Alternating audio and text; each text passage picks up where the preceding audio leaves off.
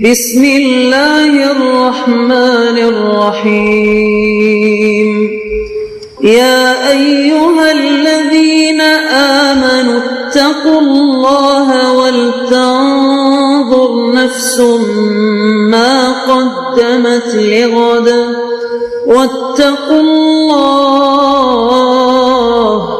ان اللہ خبیر بما تعملون۔ اے ایمان والو، اللہ سے ڈرتے رہو اور ہر شخص کو دیکھنا چاہیے کہ اس نے کل یعنی آخرت کے لیے کیا سامان بھیجا ہے، اور ہم پھر کہتے ہیں کہ اللہ سے ڈرتے رہو، بے شک اللہ تمہارے سب اعمال سے خبردار ہے۔ بسم اللہ الرحمن الرحیم، الحمد للہ رب العالمین، والصلاة والسلام على اشرف الانبیاء والمرسلین وعلى آلہ واصحابہ اجمعین ومن تبعہم بإحسان الى یوم الدین۔ قابل صد احترام حضرات شائقین و شائقات سچا پیغام، السلام علیکم ورحمۃ اللہ وبرکاتہ۔ آج کی محفل میراث النبی کے نورانی پروگرام میں آپ کا استقبال ہے۔ اہلا و سہلا مرحبا۔ ہم آپ تمام حضرات و مستورات کا خیر مقدم کرتے ہیں۔ محترم حضرات و خواتین، تعلیم کا آغاز ہو رہا ہے۔ سب سے پہلے آداب تعلیم کا لحاظ کرتے ہوئے تعلیم کی طرف متوجہ ہو جائیں۔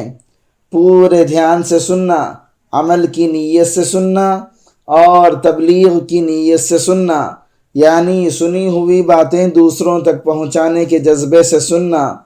چند خاص آداب تعلیم ہیں، امید ہے کہ آپ حضرات ان آداب کا ضرور خیال رکھیں گے۔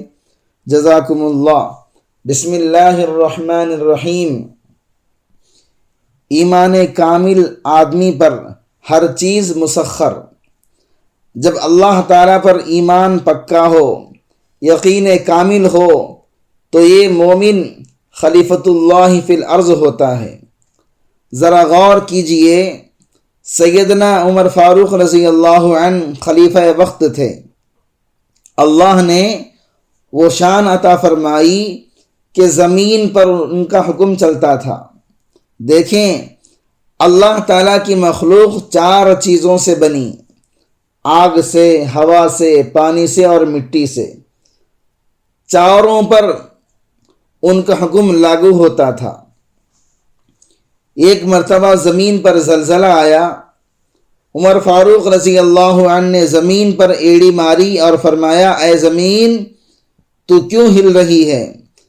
کیا عمر نے تیرے اوپر عدل قائم نہیں کیا؟ ان کی یہ بات سن کر زمین کا زلزلہ رک گیا، زمین پر حکم چل رہا ہے۔ خطبہ دینے کے لیے کھڑے ہوئے، فرمایا، یا ساریۃ الجبل، ہوا ان کے پیغام کو سینکڑوں میل دور پہنچا دیتی ہے، ہوا پر ان کا حکم چل رہا ہے۔ دریائے نیل کا پانی نہیں چل رہا تھا۔ دریائے نیل کو رخا لکھتے ہیں۔ دریائے نیل، تو اگر اپنی مرضی سے چل رہا تھا تو نہ چل، اور اگر اللہ رب العزت کے حکم سے چل رہا تھا تو امیر المؤمنین تجھے حکم دیتے ہیں کہ تو چل پڑ۔ دریائے نیل چلنا شروع کر دیتا ہے۔ آج تک دریائے نیل کا پانی چل رہا ہے۔ عمر ابن خطاب رضی اللہ عنہ کا حکم پانی پر چل رہا ہے۔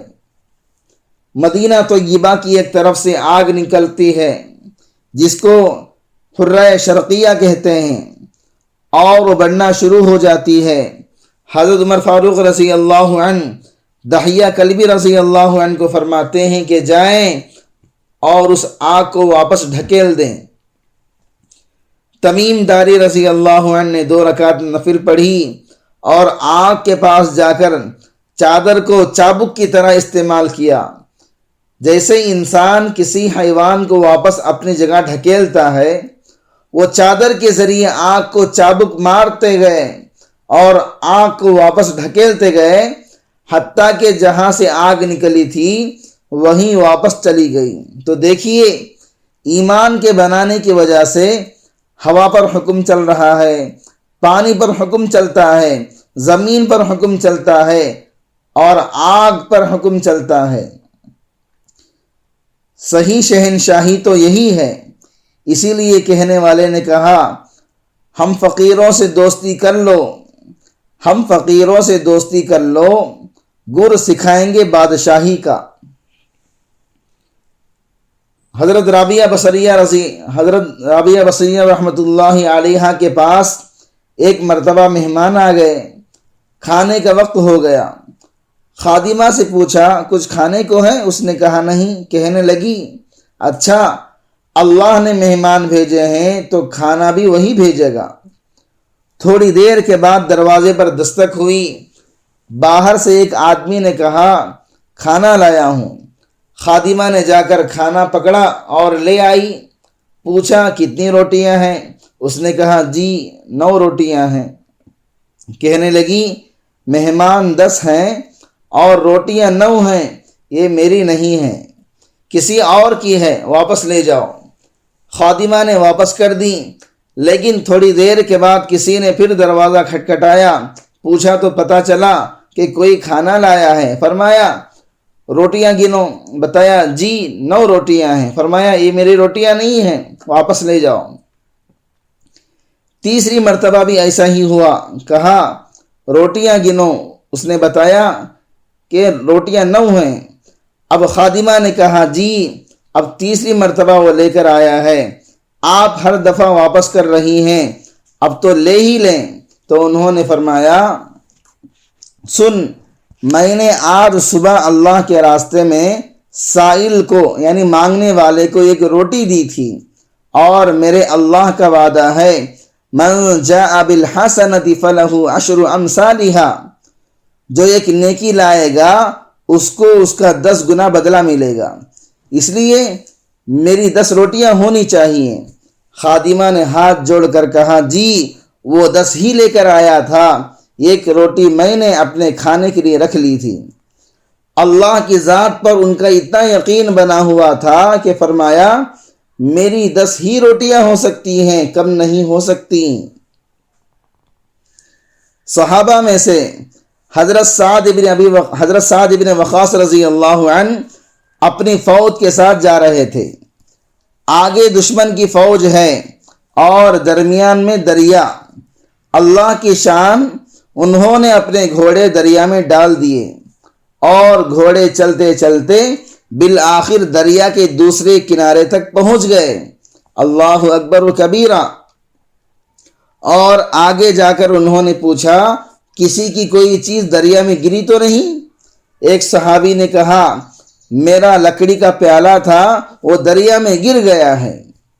دریا کو حکم دیتے ہیں کہ لکڑی کا پیالہ واپس کر۔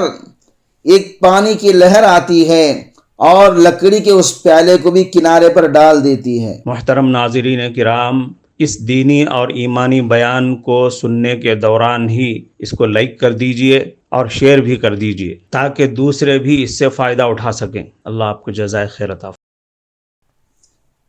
لگاتا تھا تو جب نعرہ تو خیبر توڑ دیتا تھا، لگاتا تھا تو جب نعرہ تو خیبر توڑ دیتا تھا، حکم دیتا تھا دریا کو راستہ چھوڑ دیتا تھا۔ تو ایمان بنانے پر اللہ رب العزت بندے کو دنیا میں بھی ایسی کامیابی عطا فرما دیتے ہیں۔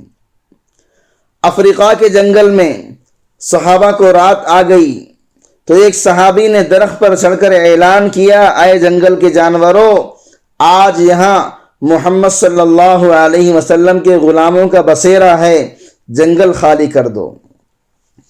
یہ اعلان سن کر شیر بھی جا رہا ہے، ہاتھی بھی چلا جا رہا ہے، چیتا بھی جا رہا ہے۔ لوگ حیران ہو کر پوچھنے لگے آپ کو یہ بات کس نے سکھائی؟ انہوں نے کہا ہمیں یہ بات ہمارے آقا حضرت محمد صلی اللہ علیہ وسلم نے سکھائی۔ یہ سن کر وہ کہنے لگے اچھا ہمیں بھی تم اپنا جیسا بنا لو۔ چنانچہ وہ کلمہ پڑھ کر مسلمان ہو جاتے ہیں۔ جنگل کے جانور بھی بات مانتے تھے۔ ایک مدرسے کے خازن ایک نواب صاحب تھے، وہ تہجد گزار تھے، ان کے پاس مدرسے کے پیسے ہوا کرتے تھے۔ جس جگہ پر مدرسے کے پیسے رکھتے تھے اسی جگہ ان کے اپنے پیسے بھی ہوتے تھے۔ اس الماری کو انہوں نے چھوٹا سا تالا لگایا ہوا تھا۔ ایک دن تہجد کے لیے اٹھے تو دیکھا کہ چور آیا ہوا ہے اور وہ اس تالے کو توڑنے کی کوشش کر رہا ہے، جبکہ یہ اللہ کے ایسے بندے تھے، وضو کر کے نفل پڑھنے لگ گئے اور وہ تالا توڑنے کی کوشش میں لگا رہا، اس سے تالا ہی نہ ٹوٹ رہا ہے، حتیٰ کہ جب فجر کی نماز کا وقت قریب ہوا وہ مصلی سے اٹھ کر آئے اور کہنے لگے، ارے بھائی، اگر ساری رات میں تالا تجھ سے نہیں ٹوٹا تو اب کہاں سے ٹوٹے گا؟ یہ سن کر چور نے سمجھا اب گھر کے لوگ جاگ گئے ہیں، چنانچہ وہ بھاگ گیا۔ اس کے بعد انہوں نے مسجد میں پہنچ کر نماز پڑھی۔ ان کا تقیہ کلام تھا اللہ کے فضل سے، یعنی جب بھی وہ کوئی بات کرتے تو وہ کہتے کہ اللہ کے فضل سے، اللہ کے فضل سے ایسا ہوا، اللہ کے فضل سے ایسا ہوا۔ وہ نماز پڑھ کر امام صاحب سے کہنے لگے، حضرت آج تو اللہ کے فضل سے اللہ کا غضب ہو گیا۔ امام صاحب ان کی بات سن کر ہنس پڑے اور کہنے لگے، کیا کہہ رہے ہو؟ کہا، آج تو اللہ کے فضل سے اللہ کا غضب ہو گیا۔ انہوں نے کہا، کیا مطلب؟ پھر انہوں نے رات کو پیش آنے والا واقعہ سنایا۔ امام صاحب نے واقعہ سن کر کہا، جب تم اٹھ گئے تھے تو تمہیں چاہیے تھا کہ پہلے ہی چور کو بھگا دیتے، تم نے اسے اسی وقت کیوں نہ بھگایا؟ یہ اس کی بات سن کر کہنے لگے، حضرت میں اپنے مال کی پوری زکوٰۃ دیتا ہوں، ممکن ہی نہیں تھا کہ میرے سامان کی چوری ہو جائے، میرے صندوق کو توڑ کر کوئی آدمی میرے سامان کو چرا لے۔ میرا مال میرے اللہ کی حفاظت میں ہے۔ خدائی وعدے پر یقین اور ایمان کی اعلیٰ مثال، ہمیں بھی یقین کامل کے ساتھ عمل کرنا چاہیے۔ کفارہ مجلس کی دعا پڑھ لیجئے۔ سبحانک اللہم و بحمدک، اشہد ان لا الہ الا انت، استغفر